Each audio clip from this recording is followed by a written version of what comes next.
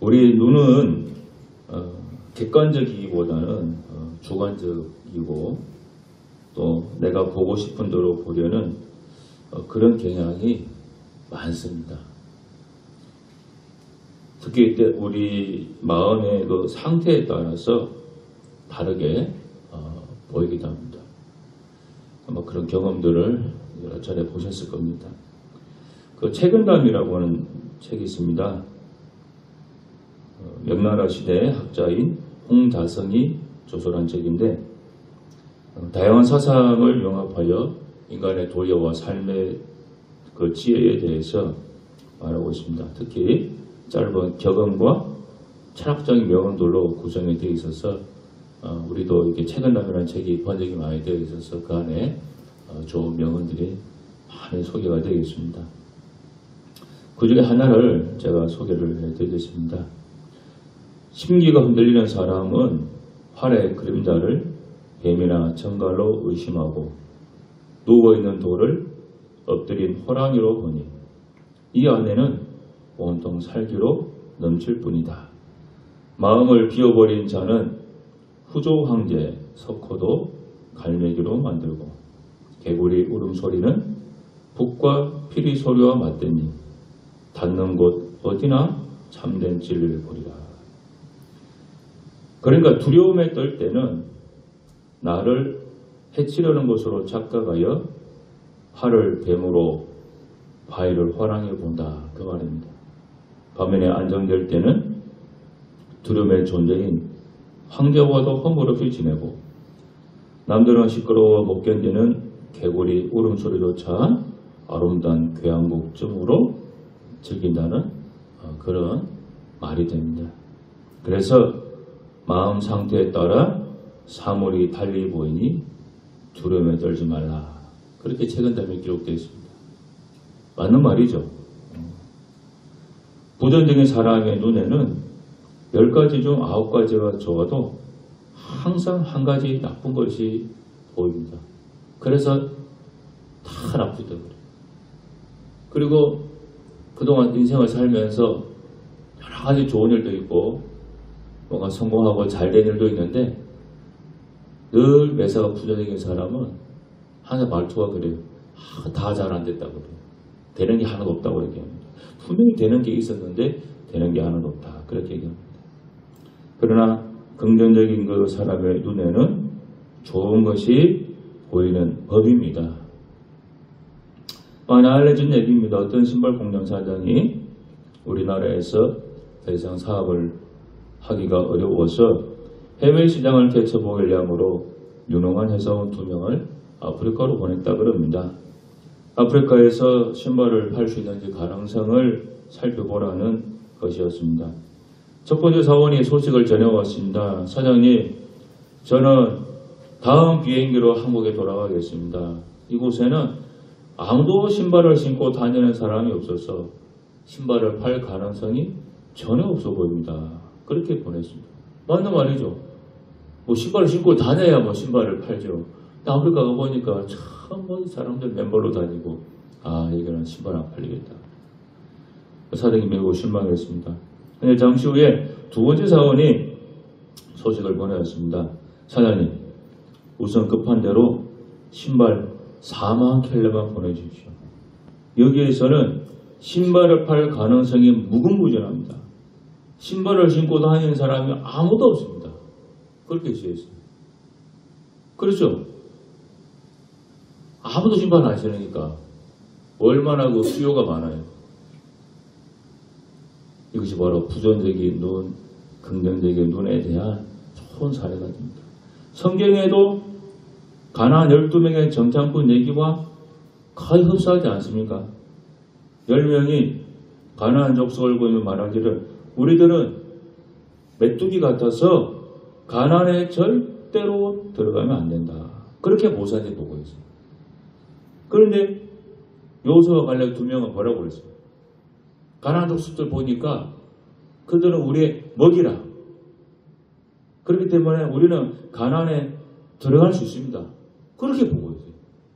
똑같은 것을 보고 왔는데 10명하고 2명이 보고가 하나가 땅 차이로 다르죠.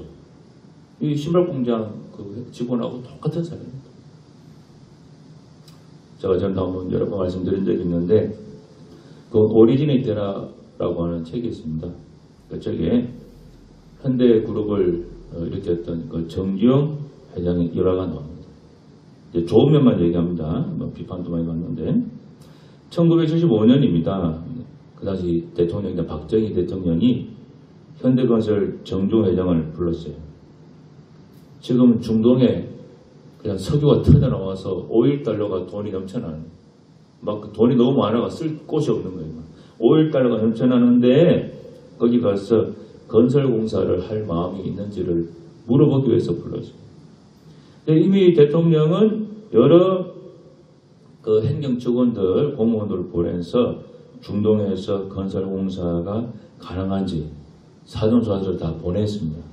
그런데 거기 다녀온 공무원들이 한결같이 하는 말이었어요.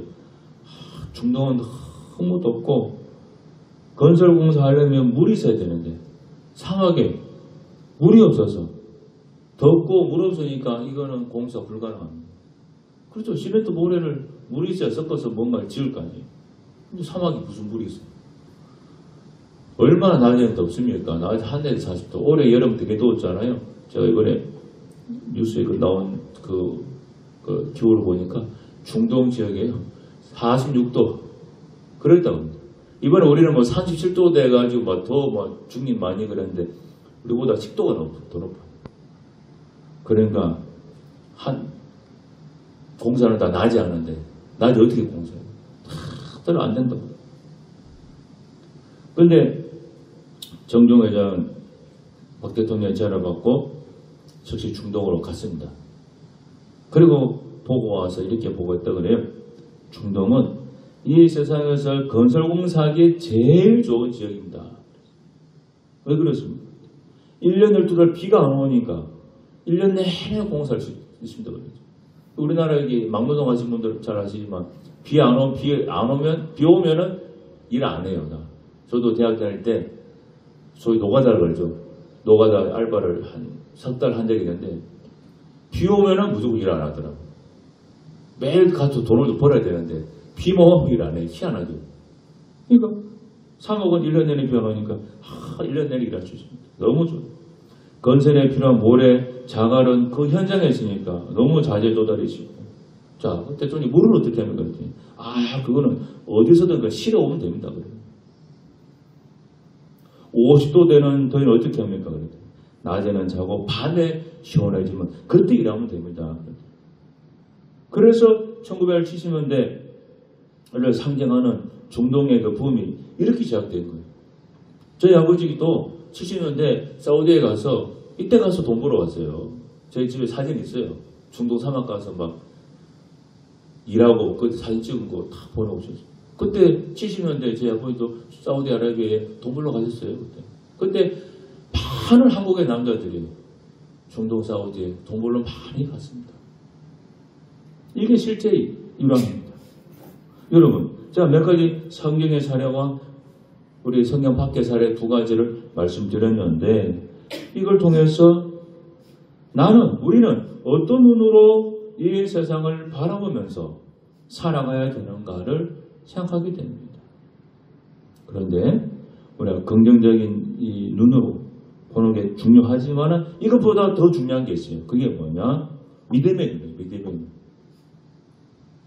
우리는 신자이기 때문에, 예수 믿는 신자이기 때문에 믿음의 눈이 더 중요합니다. 믿음은 하나님의 관점으로, 하나님의 눈으로 바라볼 수 있게 하는 그 능력입니다. 색안경이라고 생각하면 쉽습니다. 파란색 안경 끼면 세상은 파란색으로 보이고, 빨간색 안경 끼면 세상은 빨갛게 보입니다. 세상은 변하지 않습니다. 근데 보이는 게 그래 보인다는. 우리가 믿음을 갖게 되면은 하나님의 관점, 하나님의 시각을 갖게 된다는 말입니다.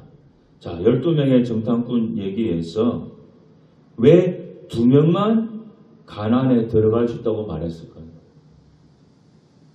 2명에게만 믿음이 있었기 때문에 그래요. 2명에게만. 하나님께서 만약에 하나님이 그 가나안 족속을 볼 때 나는 메뚜기 같다 그렇게 말하겠습니까? 아니면 그들은 나의 먹이다 그렇게 말하겠습니까? 입장을 바꾸라고 생각해 보세요. 당연히 가나안 저 사람들은 먹이다 그렇게 얘기하겠죠. 하나님께서는. 제가 전 부목사였던 교회에 재산이 너무너무 많은 사업가가 있었습니다. 거의 재벌급입니다. 정말로 굉장히 큰 부자였습니다. 이 집사님의 얘기를 제가 여러 번 식사도 여러 번 같이 하면서 들은 적이 있는데 이분은요 정말 사업가입니다. 정말 이 부자 될 수밖에 없어요. 보는 눈이 일반 사람하고 틀려요. 어디를 차 타고 길을 가다가 이 땅 사면은 돈 되겠다. 그런 땅이 보인대요. 우리는 아무리 찾아도 그런 게 안 보이지, 잘 안 보이잖아요. 근데 이분은 기사차 타고 다니다가 어느 곳 딱 보면 여기 내가 사면 되겠다. 이 건물 사면 되겠다. 이 땅 사면 되겠다. 그게 보인대요. 근데 그 시점에는 그게 개발도 안 되고 어떤 건물도 그렇게 잘 장사도 안 되고 그런 건물이에요. 빌딩입니다. 근데 그분은 딱 볼 때 될 것 같다고 그래요. 그러면은 돈을 들여서 실제로 삽니다. 그럼 정말로요. 그것이 잘 돼요. 제가 지금도 하나 기억나는 게 있습니다. 저기 전라도에 가면 대둔산 아시죠? 그 가을 되면 정말로 많이 가는데 대둔산에 잘 안 되는 호텔을 하나 이분이 하셨어요. 그 인수할 당시에는 그 호텔이 되게 잘 안 되고 그런 팔이 날리는 곳이었습니다. 근데 그분이 그걸 샀어요. 나중에 거기가 정말로 잘 됐습니다. 저 호텔 이름도 기억이 납니다. 그래서 이분 얘기가 그래요. 자기는 돈이 다니는 길이 훤히 보인다 그래요. 그러니까 손만 대면은 다 사업이 되는 거, 다 잘 됩니다. 그러니까 돈이 부자가 돈에 그냥 쌓이는 겁니다. 여러분 부럽지 않습니까? 여러분도 이런 돈 가지면 얼마나 좋겠어. 돈 다니는 길이 다 보이니까. 그래서 그 길로만 가면 돈이 착착착착 벌리니까. 그분이 그 얘기를 하시더라고요. 제가 지금도 기억이 납니다. 물론 이런 눈 아무나 가질 수 있는 것이 아니죠. 그러나 우리가 믿음을 갖게 되면은 하나님이 보듯이 볼 수 있는 그런 사람 됩니다. 그런데 예수 믿는 교회는 이런 큰 특권을 받아 누릴 수 있지만은 이런 눈을 갖지 못하고 사는 교회인들이 태반이에요. 태반. 아브라함의 조카 롯과 같은 교회입니다. 롯은 믿음의 눈이 아니라 세속의 눈을 가진 교회입니다. 롯의 가축의 숫자가 많아져서 아브라함의 목자들과 함께 있을 수가 없게 되었습니다. 그래서 서로 땅을 나누게 되는데 롯이 눈을 들어 본 것은 애국과 같은 소돔 땅이었습니다. 롯이 본 땅이 얼마나 좋은 땅이었으면 여호와의 동산과 같다. 그랬겠습니까? 롯은 세속적인 눈을 가졌기 때문에 소돔 땅은 보지 못했습니다. 소돔 사람은 당시에 여호와 앞에 악하며 큰 죄인이었습니다. 인간적으로 눈으로 바라보고 소돔을 선택한 롯의 결과는 얼마 지나 않아서 세상의 여러 가지 죄악으로 타락이 극에 달한 소돔성과 더불어 하나님 내리시는 유황불의 심판에서 큰 고통을 받게 됩니다. 그러나 아브라함은 달랐습니다. 머나먼 타국에서 유일한 혈육인 롯을 떠나보냈습니다. 아브라함이 그가 살던 메소포타미아 갈대아우르에서 떠나 지금의 이스라엘 땅이죠. 가나안으로 왔잖아요. 여기가 키로수로 한 2,000km 된다고 1,000km가 2,000km 된다고 그래요.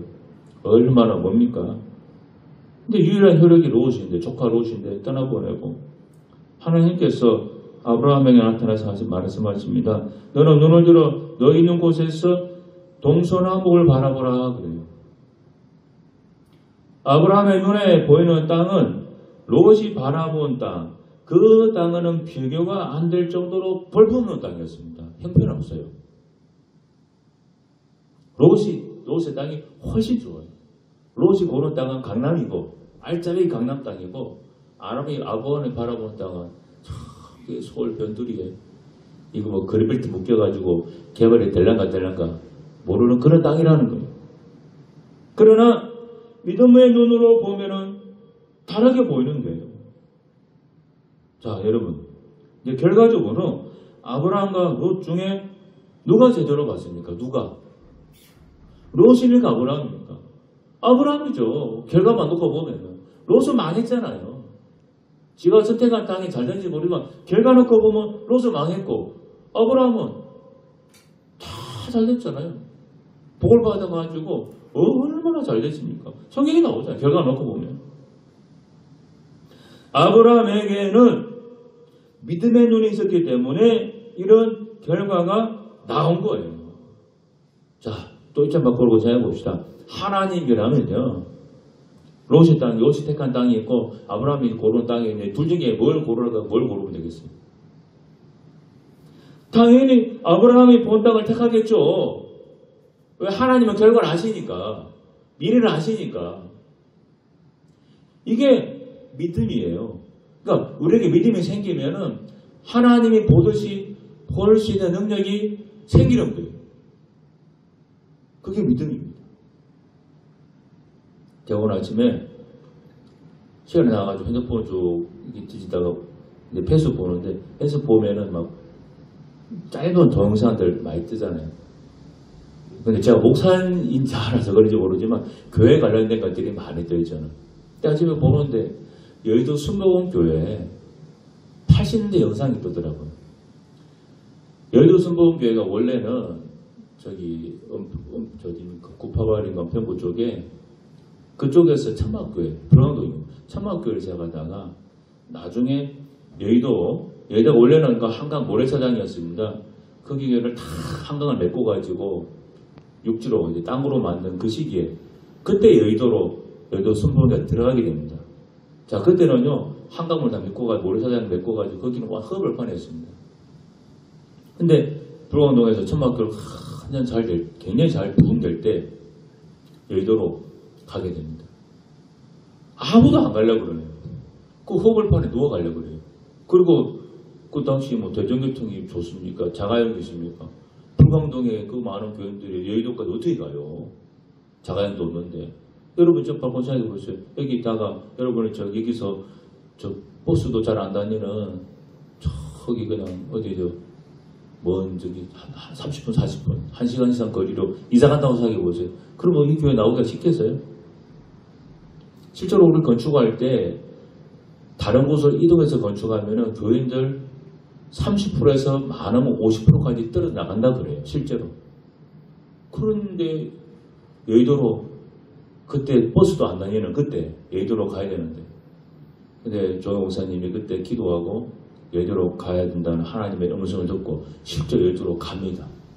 그래서 여의도에 가서 그 건물을 크게 짓고 거기서 이제 더 세계적인 교회로 부흥하게 되는데 그때 교회들이 주일 아침에 여의도 순복음교회 가는 영상이 나오더라고요. 80년대. 야, 제가 그 영상을 이번에 처음 봤는데 제가 입이 딱 벌어져요. 정말 많은 사람들이 그때 애기들 들쳤고 한강다리가 진짜 아마 서강대교 같아요. 제 생각에. 그 다리를 수많은 사람들이요. 양복 입고 아줌마 있던 애기 등에 들쳐매고 또 양손 애들 손 잡고 막 수많은 사람들이 한강대교를 막 주일 아침에 막 걸어가더라고요. 그거를 방송에서 촬영했더라고요. 지금 어디 가시냐고. 교회 갑니다. 정말 수많은 사람이 한강다리가 한 1km 됩니다. 여러분 대략.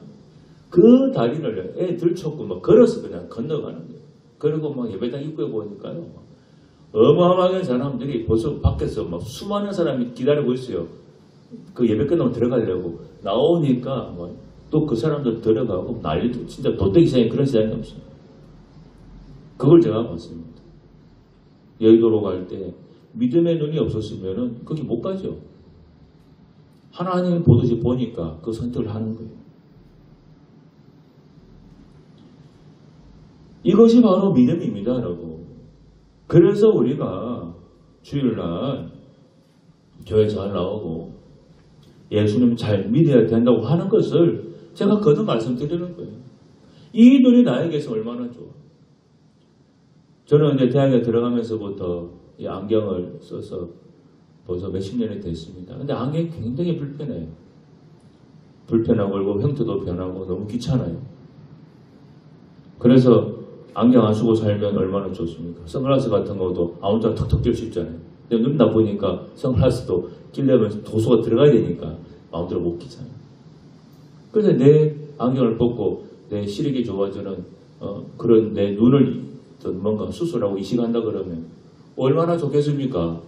안경 안 끼고 세상이 훤히 보니까. 눈 나쁜 사람은 아실 겁니다. 안경 벗으면은 저는 뭐 안경 벗어도 이만큼 다 보입니다만 진짜 나쁜 사람은 안경 벗으면요 흐릿하게 보이지도 않아요. 근데 그런 사람들에게 정말 시력 2.0 되는 그런 눈을 만약에 이식을 시켜준다고 해보세요. 그러면 정말 땡큐지. 하늘 날아갈 것 같지. 세상이 훤히 다 보이니까. 얼마나 좋습니까? 자, 여러분. 하나님이 보듯이 내가 볼 수 있는 그 눈이 생긴다. 그럼 그걸 잡아야죠. 사업하는 사람이 돈이 막 지나다니는 길이 보이는 눈이 생긴다. 그러면 그 사업가는 그걸 잡아야 돼. 공부하는 학생이 막 공부를 하다가도 탁탁탁탁 일타 강사처럼 탁탁탁 찝어올 수 있는 그 눈이 생긴다. 그럼 그걸 잡아야지. 제가 고등학교 다닐 때 제 짝꿍이요. 있었는데 필기한 노트 제 거하고 친구 비교하면요. 걔 필기한 노트 보면요. 거의 서울대가 수준이야. 글자도 또 맞다가 쓰고 형광펜으로 막 착착 그어져가지고 노트만 보면요. 거의 서울대가 수준이야. 근데 시험 치면은 제가 훨씬 잘하고 걔는 그냥 거의 바닥이야. 필기는 잘하는데 시험을 치면 엉망이야. 왜 그런지 아시죠? 시험에 나올 거를 잘 필기하고 그걸 딱 찍어서 형광펜 탁탁 치고 그것만 공부해야지. 쓸데없는 거 공부할 필요 없잖아요. 그게 바로 저하고 그 친구의 차이였습니다. 그런 학생은 그런 눈이 있어야지. 또 직장생활 하는 사람은 그 직장에서 참말로 직장 상사와 혹은 후배 동료들과 잘 지낼 수 있는 그런 인간관계를 잘 맺어갈 수 있는 그런 눈이 있으면 그걸 잡아야지. 바로 그 눈입니다. 그러나 그거보다 가장 최고의 위에 있는 게 눈이 뭡니까? 믿음의 눈입니다. 왜? 하나님이 보듯이 볼 수 있기 때문에. 탁월하죠. 왜? 하나님은 절대로 실수하는 법이 없으니까. 하나님은 절대로 틀리는 법이 없으니까. 하나님 하는 건 다 맞으니까. 시선은 눈이 가는 길, 눈의 방향입니다. 그래서 관심 있는 것에 계속 눈길이 가죠. 근데 이 시선에는 신비한 힘이 있어서 삶의 방향도 바꿉니다. 무엇을 보고 누구를 보며 어디를 바라보느냐에 따라서 인생이 달라지기 때문입니다. 사탄은 인간의 마음에 하나님이 머물지 않기를 바랍니다. 사탄이 하는 일은 하나님이 원하는 것을 우리가 보지 못하게 만들고 하나님이 원하지 않는 것을 보게 만듭니다. 에덴 동산에서 사탄은 아담과 하와가 생명나무 대신 선악과를 바라보게 했습니다. 선악과는 먹음직도 하고 보암직도 하고 지혜롭게 할 만큼 탐스럽기까지 했습니다. 사탄은 눈에 보이는 것으로 우리를 혼란스럽게 하고 불안하게 만듭니다. 그래서 우리는 이 사탄에게 우리의 눈이 뺏기면 안 됩니다. 모든 인간은 다 자기 나름의 안경을 쓰고 있습니다. 그 안경으로 보기 때문에 삐딱선을 타는 사람은 하나부터 열까지 다 삐딱합니다. 반대로 지나치게 긍정적으로 보는 것도 그 안경 때문입니다. 롯은 자신이 택한 그 땅을 여호와의 동산 같고 애굽 땅과 같았더라라고 보았습니다. 롯의 안경이 그렇게 보게 만든 겁니다. 실상은 그 속에는 썩어가는 소돔 땅이었는데 그거를 보지 못하고 그때 보이는 그것만 본 겁니다. 결국 롯은 겉으로 보이는 그 화려함에 취해 망하는 길로 가고 말았습니다.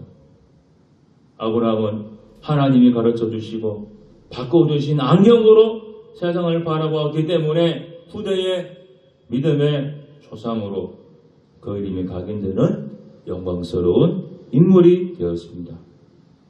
우리는 지금 어떤 시선으로, 어떤 안경으로, 어떤 눈으로 세상을 바라보고 있습니까? 아브라함의 눈으로 바라보고 있습니까? 아니면 조카 롯의 눈으로 바라보고 있습니까? 조카 롯의 눈이 아닌 하나님의 눈으로 세상을 바라볼 수 있도록 하나님께서 우리의 안경을, 여러분의 안경을 바꿔주시기를 축복합니다. 기도하겠습니다. 하나님 아버지, 믿음의 눈을 가져야겠습니다. 하나님이 보듯이 세상을 보고, 하나님이 보듯이 내 현실을 보고, 하나님이 보듯이 나를 볼 수 있는 사람이 되어야 되겠습니다. 이런 믿음의 눈, 이런 믿음 가진 사람이 될 수 있도록 저희들 불쌍히 여겨 주옵소서. 예수님 이름으로 기도합니다. 아멘.